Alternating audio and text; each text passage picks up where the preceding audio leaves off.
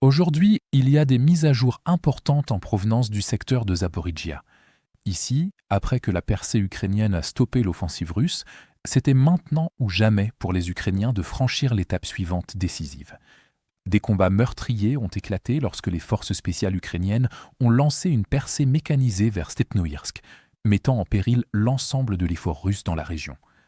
Les forces spéciales du renseignement militaire ukrainien ont démantelé des groupes d'infiltration russes qui tentaient de progresser vers la capitale régionale, éliminant plus de 300 soldats russes grâce à des frappes coordonnées de drones, des assauts de nettoyage de tranchées et des combats rapprochés, stoppant ainsi efficacement l'offensive ennemie. Ces contre-attaques rapides ont permis de reprendre le contrôle de positions stratégiques sur 3 axes distincts avant que les unités russes ne puissent se regrouper. Les forces ukrainiennes entament désormais la deuxième phase de leur opération pour inverser complètement la situation, avec pour objectif principal Stepnoïrsk. Après avoir repoussé les forces russes des zones environnantes, les troupes ukrainiennes ont obtenu suffisamment d'espace opérationnel pour commencer à mener des raids plus profonds, notamment sur le flanc ouest près de Primorske. Cette relative liberté a permis au commandement ukrainien de planifier une attaque mécanisée qui ouvrirait la voie à une percée vers Stepnoïrsk. Les planificateurs ukrainiens ont d'abord utilisé des drones de reconnaissance et des patrouilles de forces spéciales pour identifier les couloirs d'approche les plus sûrs, cartographiant les positions de tir russes, les champs de mines et les sites de lancement de drones avant même le début de l'assaut.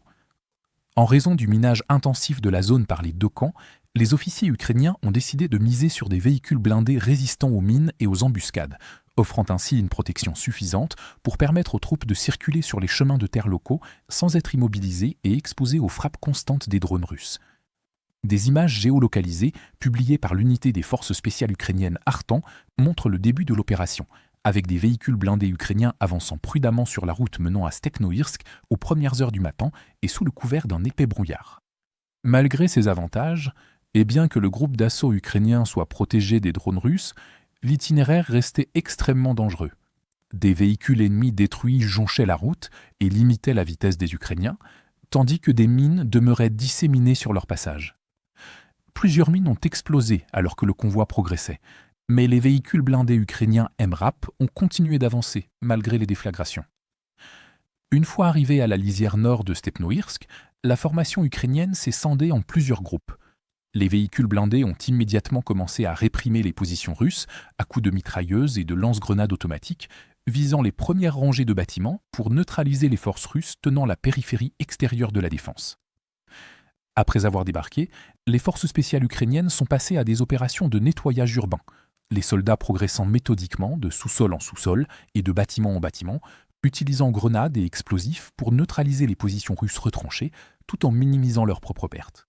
Les combats sont rapidement devenus rapprochés et chaotiques, les équipes ukrainiennes sécurisant méthodiquement un pâté de maison après l'autre.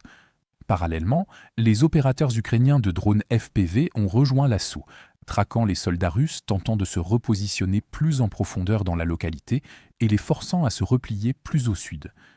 À la fin de l'opération, les forces ukrainiennes avaient établi une tête de pont dans la partie nord de Stepnoïrsk, tandis que les frappes d'artillerie et de drones continuaient de cibler les positions russes dans les secteurs sud de la ville. En réussissant cela, les forces ukrainiennes ont perturbé le processus de consolidation du contrôle par les Russes et ont inversé la situation.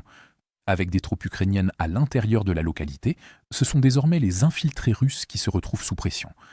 Cette tête de pont permet aux soldats ukrainiens de se déplacer entre les bâtiments et les positions couvertes, tandis que des drones de reconnaissance surveillent en permanence les mouvements russes depuis le ciel. Cela crée des couloirs relativement sécurisés pour permettre l'arrivée de renforts et de ravitaillement dans la ville.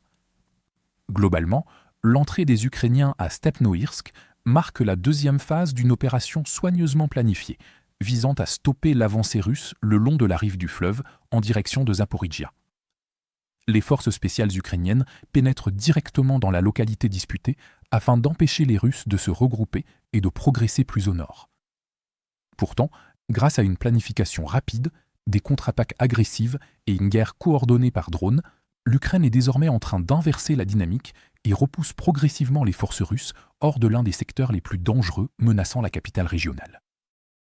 Si vous souhaitez découvrir d'autres développements importants d'aujourd'hui que nous n'avons pas pu aborder dans cette vidéo, n'hésitez pas à consulter notre carte interactive de l'actualité.